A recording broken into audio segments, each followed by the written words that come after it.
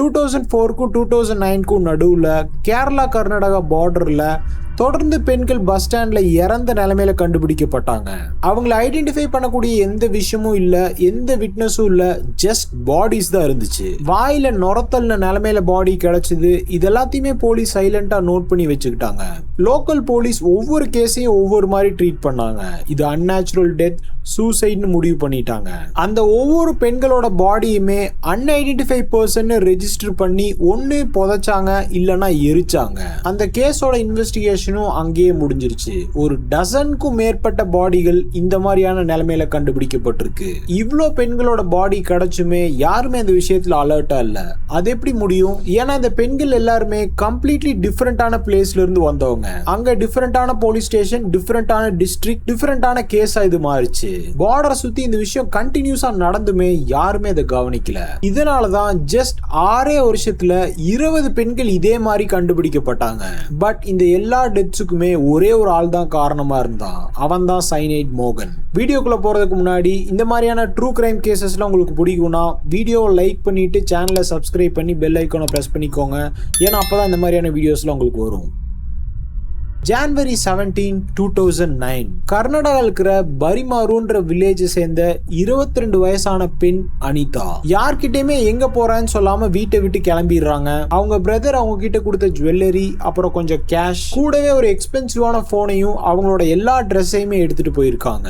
அவங்க போறப்ப எதுவும் சொல்லல, யாருமே அவங்க போனதை நோட்டீஸ் கூட பண்ணல. அவங்க ரொம்ப நேரமாயுமே வீட்டுக்கு வரலன்னு தெரிஞ்ச உடனே அனிதாவோட அப்பா ஸ்ட்ரைட்டா போலீஸ் ஸ்டேஷன் போய் மிஸ்ஸிங் பர்சன் கம்ப்ளைண்ட் ஃபைல் பண்றாரு. போலீஸ் இந்த விஷயத்தை பெருசா எடுத்துக்கல. இது ஏதோ ஒரு லவ் ஜிகாதா இருக்குன்னு சொல்லி இந்த விஷயத்தை கண்டுக்காம விட்டுறாங்க. ஏன்னா இது அந்த டைம் கடலோர கர்நாடகால ரொம்ப ஃபேமஸான பொருளியா இருந்துச்சு. அதாவது ஒரு முஸ்லிம் ஆண் வேணும்னே ஒரு ஹிந்து பொண்ணை லவ் பண்ணி அவளை இஸ்லாமுக்கு கன்வெர்ட் பண்றாங்கன்றதுதான் ஐடியா. அனிதாவோட கேஸ் இன்வெஸ்டிகேட் பண்ணிட்டு இருந்த ஆபீசரும் அதை தான் சஜஸ்ட் பண்றாரு. அந்த பொண்ணை ஏதோ ஒரு முஸ்லிம் பையன் இழுத்துட்டு போயிட்டான், சோ நம்மளால எதுவுமே பண்ண முடியாதுன்னு சொல்லி அந்த ஃபேமிலி அமைதியா இருக்க சொல்றாரு ஆபீசர். போலீஸ் எங்களை வாயை மூடிட்டு இருக்க சொன்னாங்க சொல்லி அந்த பொண்ணோட அப்பா சொல்லியிருக்காரு.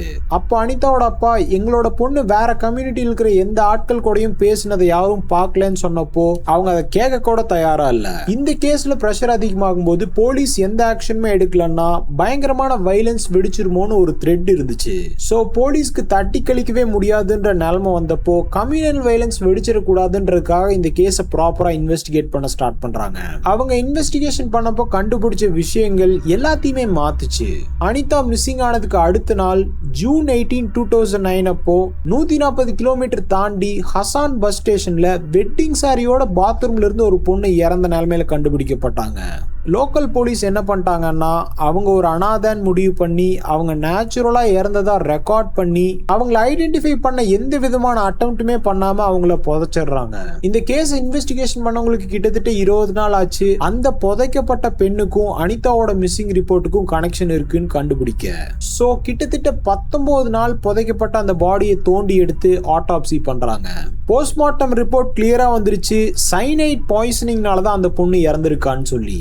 கர்நாடகாவோட பிரீமியர் இன்வெஸ்டிகேட்டிவ் ஏஜென்சியான கார்ப்ஸ் ஆஃப் டெவில் இந்த கேஸ்ல உள்ள வராங்க. ஃபர்ஸ்ட் அவங்க அனிதாவோட கால் ரெக்கார்ட்ஸ் தான் செக் பண்றாங்க. அதுல ஒரு நம்பர் ரிப்பீட்டடா வந்துகிட்டே இருக்கு. அந்த நம்பரோட ரெஜிஸ்ட்ரேஷன் மதிக்கேரி டிஸ்ட்ரிக்ட்ல ஸ்ரீதர்ன்ற ஒருத்தரோட பேர்ல இருந்திருக்கு. உடனடியாக அந்த கேஸ் இன்வெஸ்டிகேஷன் பண்ணவங்க ஸ்ரீதரை போய் கண்டுபிடிக்கிறாங்க. அவர் சொல்றாரு, இந்த நம்பர் என்னோடது இல்ல, கேரளால பார்டர்ல ஒர்க் பண்ணிட்டு இருந்த அவரோட சிஸ்டர் காவேரியோட நம்பர் தான் அதுன்னு சொல்லி. பார்த்தா காவேரி சில மாசத்துக்கு முன்னாடி இருந்தே மிஸ்ஸிங் ஆயிருந்திருக்காங்க. அப்புறம் இன்வெஸ்டிகேட்டர்ஸ்க்கு தெரிஞ்சது என்னன்னா ஆல்ரெடி காவேரியோட பாடி வேற ஒரு பஸ் ஸ்டாண்ட் டாய்லெட்ல கிடந்திருக்கு. அவங்களையுமே ஒரு அனாதான்னு சொல்லி ரெஜிஸ்டர் பண்ணி அவங்களோட பாடியுமே டிஸ்போஸ் பண்ணிட்டாங்க போலீஸ். அப்புறம் இன்வெஸ்டிகேட்டர்ஸ் இன்னும் நிறைய கால் ரெக்கார்ட்ஸ்ல எடுத்திருக்காங்க. அதுல ஏகப்பட்ட பேர்கள் வந்திருக்கு. கோட்டூர்ல இருந்து பானு, கசர்கோட்ல இருந்து புஷ்பா, இப்படி ஒருத்தருக்கு ஒருத்தர் சம்பந்தமே இல்லாம இவங்க யாருமே மீட் பண்ணாத மாதிரி ஒரு செயின் ஆஃப் ஈவென்ட்ஸ் கிடைச்சிருக்கு. அப்புறம் இந்த போலீஸ் இந்த மிஸ்ஸிங் ஆன பெண்களோட கால் ரெக்கார்ட்ஸ் எல்லாம் பார்க்கும்போது இவங்க எல்லா பெண்களுக்கு இடையிலுமே ஒரே ஒரு நம்பர் மட்டும் காமனா இருந்திருக்கு. அவங்க எல்லாருமே ஒரே ஒரு ஆள் கூட தான் காமனா பார்க்கப்பட்டிருக்காங்க.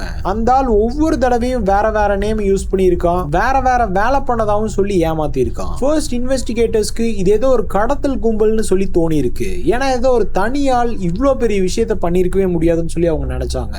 சரி என்ன பண்ணலாம்னு சொல்லி சொல்லி கர்நாடகா ஸ்டேட் மொத்தத்திலயுமே பஸ் ஸ்டாண்ட்ல இறந்த பெண்களோட ரெக்கார்ட்ஸ் எடுக்கிறாங்க. பெஸ்டிசைட் பாய்சனிங் அப்படின்னு க்ளோஸ் பண்ணப்பட்ட எல்லா கேசஸுமே திரும்ப ரீஓபன் பண்றாங்க. இப்பதான் போலீஸ்க்கு புரியுது இவங்க யாருமே கடத்தப்படல, அவங்க எல்லாத்தையுமே டிஃப்ரெண்ட் ஜூரிஸ்டிக்ஷன்ல இருந்து யாரோ ஒருத்தன் கூட்டிட்டு வந்து பல வருஷமா கொலைகள் பண்ணிட்டு இருந்திருக்கான். இந்த கேஸ்ல கிடைச்ச முதல் பிரேக் போன்ஸ் மூலியமா தான் கிடைச்சது.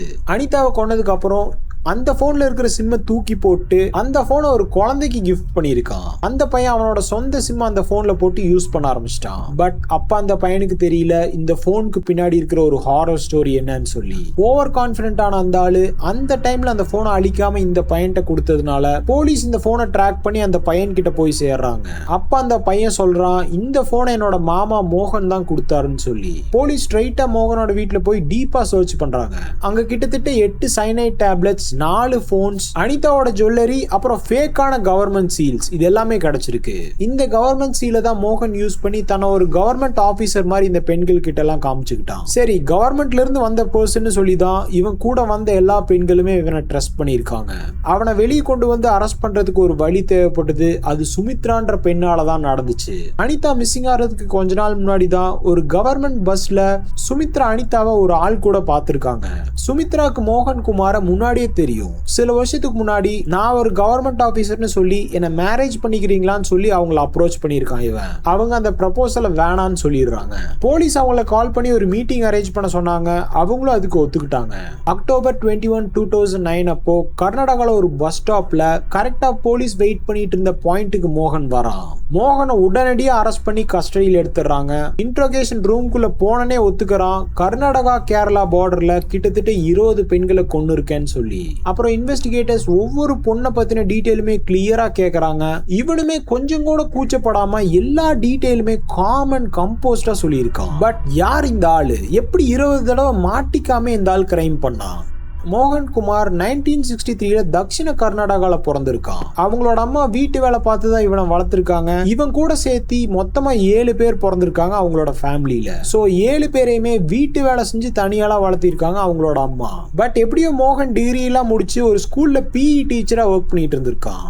கிட்டத்தட்ட 23 வருஷம் இதே வேலையில தான் இருந்திருக்கான் மோகன்.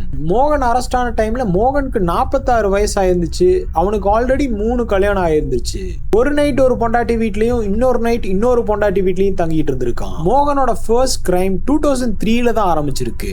ஒரு ரிவர்ல குளிச்சிட்டு இருந்த பெண்ணை உள்ள தள்ளி விட ட்ரை பண்ணிருக்கான் மோகன். அப்புறம் அந்த பொண்ணு கத்துனதும் சுத்தி இருந்தவங்களா அடிச்சு அவனை போலீஸ் ஸ்டேஷன்ல ஒப்படைச்சிருக்காங்க. பட் அந்த கேஸ்ல அந்த பொண்ணு சாட்சி சொல்ல வராம இருந்ததுனால அந்த கேஸ்ல இருந்து விடுதலை ஆயிடுறான். மோகனோட ஃபர்ஸ்ட் கன்ஃபர்ம்டு மர்டர் 2004ல தான் நடந்துச்சு. அவன் எந்த மாதிரியான பெண்களை பிடிக்கணும்னு சொல்லி ஒரு கிளியரான டைப் வச்சிருந்தான். ரொம்ப ஏழை ஃபேமிலியில் இருக்கிற அன்மேரிட் விமன் கிட்டத்தட்ட 20-25 வயசு தாண்டி இருக்கணும். அந்த பெண்கள் மாப்பிள்ளை தேடி கிடைக்காம அலைஞ்சு போய் ஓஞ்சி இருக்கணும். சில கேசஸ்ல மாப்பிள்ளை வீடு கேட்கிற டவுரி கொடுக்க முடியாம இருக்கிற பெண்கள் கூட இவனோட டார்கெட் ஆயிருக்காங்க. இவங்களை எல்லாத்தையுமே அவன் தேடி பிடிக்கிற இடம் பஸ் ஸ்டாப்பா தான் இருந்துச்சு. எல்லார்கிட்டயுமே காமனான லைனை மட்டும் தான் யூஸ் பண்ணியிருக்கான். எனக்கு எந்த டவரியுமே வேணாம், ஜஸ்ட் ஒரு பொண்ணு கிடைச்சா போதும், நீங்க எங்களை கல்யாணம் பண்ணிக்கிறீங்களான்னு சொல்லி. அப்புறம் தான் ஒரு கவர்மெண்ட் ஆபீசர், கவர்மெண்ட் டீச்சர்லாம் சொல்லி எக்கச்சக்கமா தன்னை பத்தி பொய்யா புகழ்ந்திருக்கான். ஏழை குடும்பத்துல கல்யாணம் ஆகாம இருந்த பெண்களுக்குமே தனக்கு ஒரு கவர்மெண்ட் மாப்பிள்ள கிடைச்சா நல்லா இருக்கும்னு சொல்லி ஒத்துக்கிறாங்க. அப்புறம் மோகன் வார கணக்குல பேசி பேசி பேசி கொஞ்சம் கொஞ்சமா அவங்களோட ட்ரஸ்ட்டை பண்ணுவான். அப்புறம் பொண்ணை வீட்டை விட்டு ஓடி வர சொல்லி கன்வின்ஸ் பண்ணுவான். இதுதான் ஒரு பிராக்டிக்கல் சொல்யூஷன். என்ன மாதிரி ஒரு வயசான ஆளை உங்களோட ஃபேமிலியில கல்யாணம் பண்ணிக்க சொல்லி ஒத்துக்க மாட்டாங்க, சோ ஓடி போய் கல்யாணம் பண்றதுதான் பெஸ்ட்னு சொல்லி கன்வின்ஸ் பண்ணுவான். அப்புறம் அந்த பெண்கள்கிட்ட வீட்டுல இருக்கிற வேல்யூபிளான விஷயத்துல எடுத்துட்டு வாங்கன்னு சொல்லி சொல்லுவான். எடுத்துட்டு வந்ததும் ஒரு 40-50 கிலோமீட்டர் தள்ளி கூட்டிட்டு போய் ஒரு லார்ஜில் ரூம் போட்டு அடுத்த நாள் காலையில கல்யாணம் பண்ணிக்கலாம்னு சொல்லி நைட்டு அவங்க கூட பிசிக்கலா இருப்பான். அப்புறம் வேலை எல்லாம் முடிஞ்சதுக்கு அப்புறம் பஸ் ஸ்டாண்டுக்கு கூட்டிட்டு போய் அபார்ஷன் மாத்திரைன்னு இந்த மாத்திரையை கொடுத்து பஸ் ஸ்டாண்ட் டாய்லெட்ல போட சொல்லி அவங்களை கொன்னுட்டு தப்பிச்சு ஓடிடுவான். ஒரே கதை, ஒரே ஸ்கிரிப்ட் தான். பட் பல டைம் இதே கதையை யூஸ் பண்ணியிருக்கான். 20 பெண்களை ஏமாத்தி கொண்டு இருக்கான். பாவ அனிதா 7ஆம் கிளாஸ் வரதான் படிச்சாங்க. அப்புறம் குடும்ப வறுமை காரணமா பீடி ரோல் பண்ண போயிட்டாங்க. அந்த வறுமையிலுமே அனிதாவை கல்யாணம் பண்ணி கொடுக்கறதுக்காக அனிதாவோட ஃபேமிலி கிட்டத்தட்ட 72 கிராம் கோல்ட சேர்த்து வச்சிருக்காங்க. அப்புறம் 5000 ரூபாய் பணத்தை டௌரியா கொடுக்கவும் சேர்த்து வச்சிருக்காங்க. அதை ஏமாத்தி வாங்கி அந்த பொண்ணையே கொன்னுட்டான் மோகன். இன்னொரு விக்டம் புஷ்பா. அந்த பொண்ணுக்கு வெறும் 22 வயசு தான் ஆச்சு. 2000 வருஷத்துல அவங்க அப்பா இறந்து போயிட்டாரு. அவங்க வீட்டு வேலை பார்த்து தான் சம்பாதிச்சுட்டு இருந்திருக்காங்க. அனிதா காணோன்ற வருத்தத்துல இருந்த அவங்களோட அம்மா அதை பத்தி யோசிச்சு ஸ்ட்ரெஸ் ஆகி அவங்களுக்கு ஸ்ட்ரோக் வந்துருது. புஷ்பா ஓடி போய் இந்த மாதிரி இறந்து போனதுனால அவங்களோட ஃபேமிலியவே சுத்தி இருக்கிறவங்களும் அசிங்கமா பேசியிருக்காங்க. அப்புறம் இந்த கேஸ் கோர்ட்டுக்கு வந்து ட்ரையல் ஆரம்பிக்கிறப்போ மோகனுக்கு எதிராக கேஸை பில்ட் பண்றது ஒரு பயங்கரமான சேலஞ்சா இருந்துச்சு. மோகனுக்கு எதிராக இருந்த விட்னஸ் எல்லாமே சர்க்கம்ஸ்டன்ஷியல் எவிடன்ஸ் தான். டைரக்டா மோகன் இந்த கிரைம் பண்ணதை யாருமே பார்க்கல. ஸோ மோகன் இந்த கிரைமை எப்படி பண்ணா, எப்போ பண்ணான்னு ஒவ்வொரு செயினையும் லிங்க் பண்ணிட்டே போய் கோர்ட்ல இந்த கேஸ் ரொம்ப ஸ்ட்ராங் ஆச்சு. மோகன் ஃபேக்கான நேமை யூஸ் பண்ணி லாட்ஜில் செக் இன் பண்ணியிருக்கான். அவன் உள்ள அந்த பெண்கள் கூட வந்ததை லாட்ஜ் மேனேஜர்ஸும் ஹவுஸ் கீப்பிங்கும் பார்த்ததா சொல்லி எவிடன்ஸ் எல்லாம் பில்ட் பண்ணியிருக்காங்க. அவனுக்கு சைனைடை ப்ரொவைட் பண்ணது அப்துல் சலாம்ன்ற ஒரு கெமிக்கல் டீலர் தான். மோகனுக்கு உண்மையாலுமே ஒரு நீட் இருக்கு. மோகன் ஒரு ஜுவல்லரி மேக்கர்னு சொல்லி அப்துல் சலாம் இத்தனை நாளா அவனுக்கு சைனைட் பவுடரை ப்ரொவைட் பண்ணிட்டு இருந்திருக்காரு. லைசன்ஸ் இல்லாம சைனைடை வித்ததுக்காக சலாம் அரெஸ்ட் ஆகுறாரு.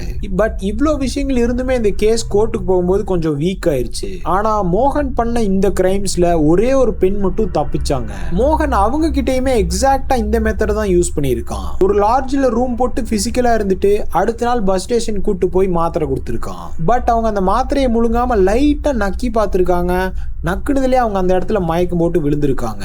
இவனும் அவங்க செத்துட்டான்னு நினைச்சு போயிடுறான். அப்புறம் யாரோ அவங்கள ஹாஸ்பிட்டல் கொண்டு போய் சேர்த்திருக்காங்க. அவங்களும் எதுவும் நடக்காத மாதிரி வீட்டுக்கு போய் வேற ஒரு கல்யாணம் பண்ணி வாழ ஆரம்பிச்சிட்டாங்க. அவங்கள டெஸ்டிஃபை பண்ண வச்சதுக்கு அப்புறம் தான் இந்த கேஸ் ரொம்ப ஸ்ட்ராங் ஆச்சு. அவனுக்கும் கோர்ட்ல மரண தண்டனை கிடைக்குது. அதுக்கப்புறம் மோகன் இந்த டிசிஷனை நிறைய டைம் அப்பீல் பண்ணி பார்த்திருக்கான். பட் எதுவுமே யூஸ் இல்ல. பட் மோகன் இன்னும் தூக்குல போடுறதுக்காக வெயிட் பண்ணிட்டு இருக்காங்க. இவ்வளவுதான் இந்த வீடியோக்கு. நாளைக்கு இன்னொரு இன்ட்ரெஸ்டிங்கான வீடியோட உங்களை வந்து பார்க்கறேன். பை.